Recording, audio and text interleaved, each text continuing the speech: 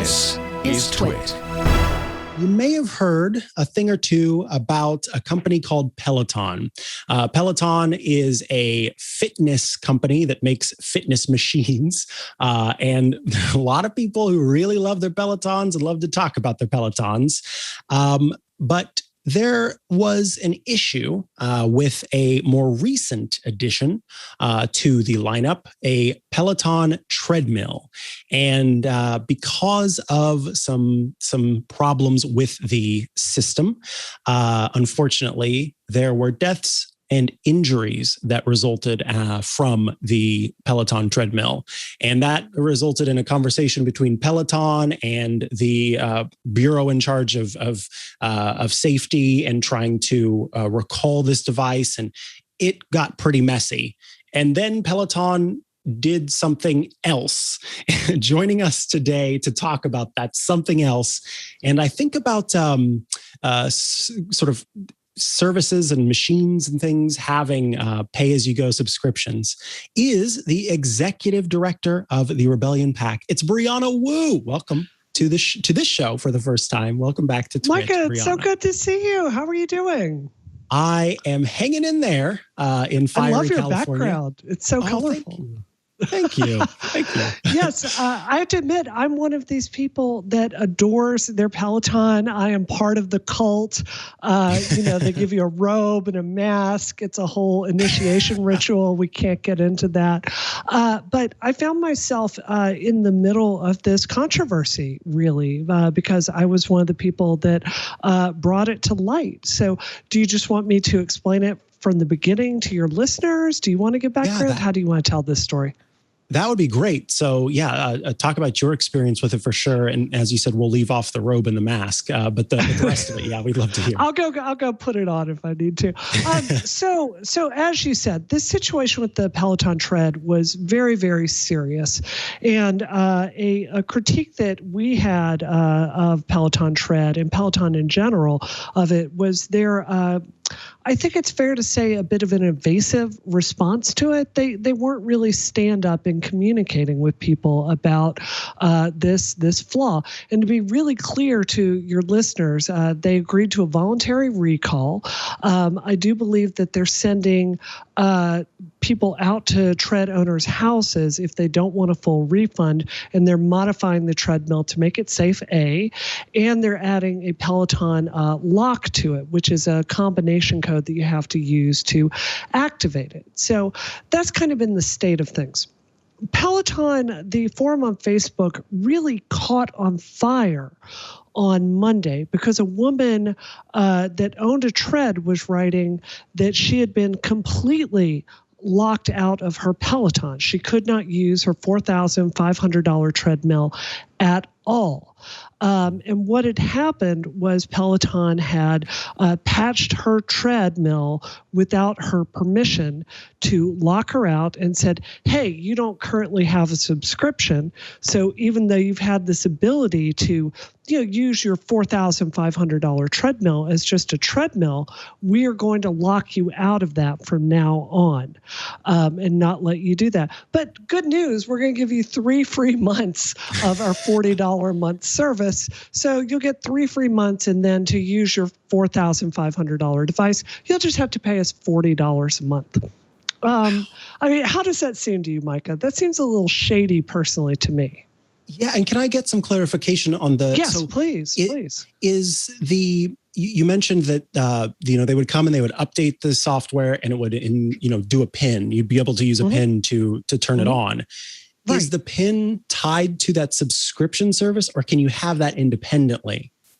So that's actually a very perceptive question, because that seems to be the issue at hand, that you can enter in your PIN only for the live classes, or you can only set that feature up if you have an active membership. You cannot do that if you don't have an active membership, which I find very sketchy, because they had no ethical problem, patching this woman's device without her permission to lock her out.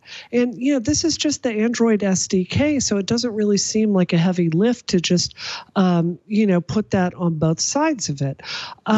So I had a tweet that went fairly viral viral.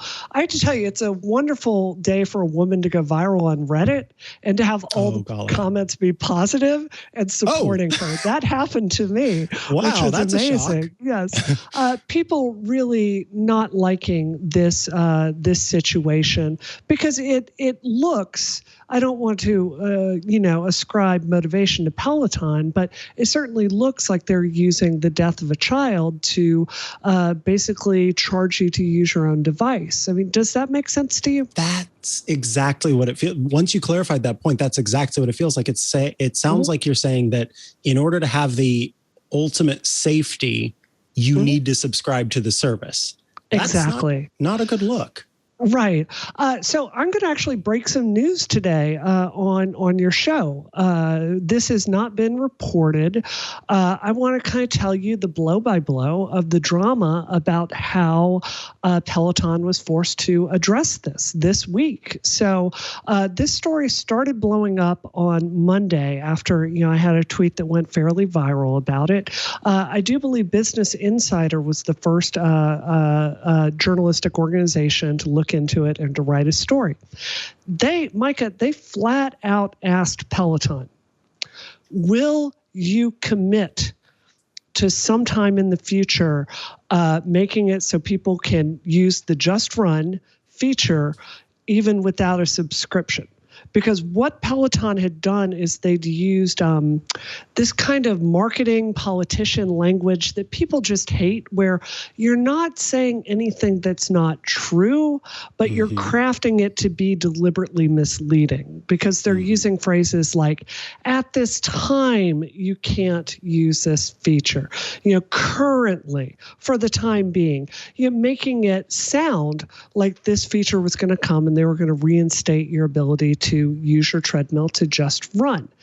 You had journalists, very good journalists, that asked them directly, will you commit to actively letting us use our devices we paid for without a subscription? Peloton would not comment on this on Monday. They would not comment on this on Tuesday to PC Magazine. The Verge got involved. Vox Media, they did a story. And in late Tuesday night, Peloton wrote those reporters to update the story and said, you know what? We will actually answer your question now. We will commit to changing this in the future to let you do that. So I really want to give people online credit. Your pressure on Peloton, your frustration in calling this out, I believe is why we kind of pushed back on this really exploitive model, if that makes sense.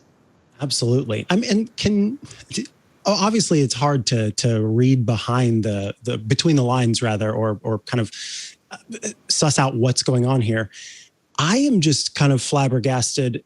What is the benefit? What do you think the thinking was for Peloton in terms of not just doing this? Why, especially you talked about, not super heavy lifting, given that it's the Android SDK, that it is that, someone died. And so doing anything you can to try and go to help with that would be good. And also the fact that they were facing a recall. What do you think was the thinking for even holding out at all on this? Is this just a company that its culture is what's going on here, I guess, is the question I am asking. I think that's such a perceptive question, Mikah. This is my theory, and this is what a lot of people on Reddit particularly said. I want to be very clear. This is my speculation. I don't have any evidence of this, but this is what makes sense to me. I think many of us with careers have been in situations where our lawyers have advised us that certain things are legally safest to do, right?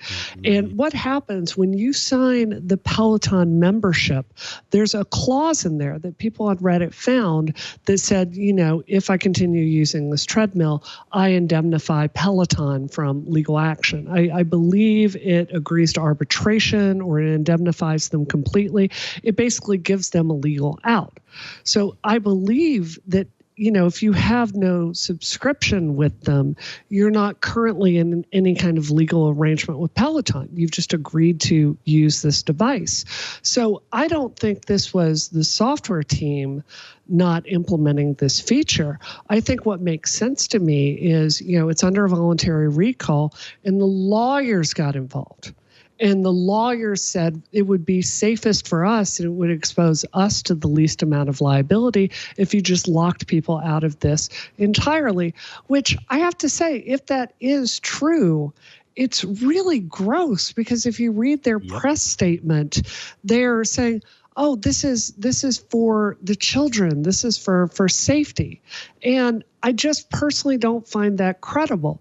If this was really about safety, they would make adding that to the Just Run feature a development priority. Mm-hmm. I agree 100%.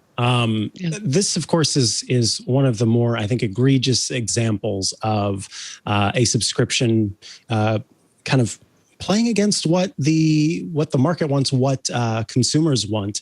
But I wanted to talk to you briefly, given your vast knowledge of kind of the, now I can't even think of the word, but the sort of legal side, the public policy side of things with companies. So Sonos is one example where at one point, Sonos speakers, they had set it up to where they weren't going to be supporting the original Sonos speakers anymore. And they put in place this policy where the speakers ended up getting kind of shut down completely. And they did roll back on that after some public pressure. Another company that I'm familiar with is the Wink Home Hub. It was a home hub that had like a Zigbee radio in it and a Z-Wave radio in it and all these different things that would let people connect all of their smart home devices. They introduced a subscription after they charged for the Bridge originally as the only cost. And then when they introduced a subscription, consumers were not happy about it. And now Wink is all but kaput. And so I'm curious kind of from your side of things, there's always this undertow of people reminding us time and time again that we don't own the devices that we have purchased. Exactly. And I just am curious about your thoughts on that when it comes to software versus hardware and these devices that we bring into our homes. Do you feel more toward the side of things where we own our devices and get to do with them what we choose? Or is there some understanding, given that you are a developer as well, of that kind of not owning the software side? Well, I think it depends. I think generally speaking, if you're providing a service, I think Peloton, their live classes, I can personally tell you it's more than worth $40 a month to me, right? I had reconstructive knee surgery this year. It was incredibly helpful for me coming back from that and getting back to health. I don't think anyone is expecting Peloton to provide these classes for free. I do think it's true that compared to other countries, the United States has very lax consumer protections. And I think that all things being equal, I think we find ourselves owning the things we buy less and less and falling into exploitive pricing models more and more. And Mikah, something I would really love to talk to you about with this is the Peloton community's response. And like I said at the beginning, I'm a member of this cult. I love my Peloton dearly. I use it every day. But if you look at the comments of the community here, it's very similar to we both love Apple. It's kind of similar to the Apple community, which will instinctually defend everything that Apple does. Yeah. And I've thought so much about this. Why is this that the Peloton community is clamoring for Peloton to really push this pricing model I find abusive forward? And I think what it is both of us have podcast shows. We both run into people that feel like they know us because they listen to us every week. Mm-hmm. Yes. I think that because you spend so much time interacting with their wonderful instructors, I think some of us feel that if you're insulting Peloton, you're like insulting our friend, right? Yeah, And it's not Olivia Amato that stayed up late coding this feature. It's the Peloton dev team and the Peloton legal team. And I think it's really important that, if we truly want things like Apple, Android, Microsoft, Peloton, if we want them to succeed, we need to be able to have space to reasonably criticize decisions that they make.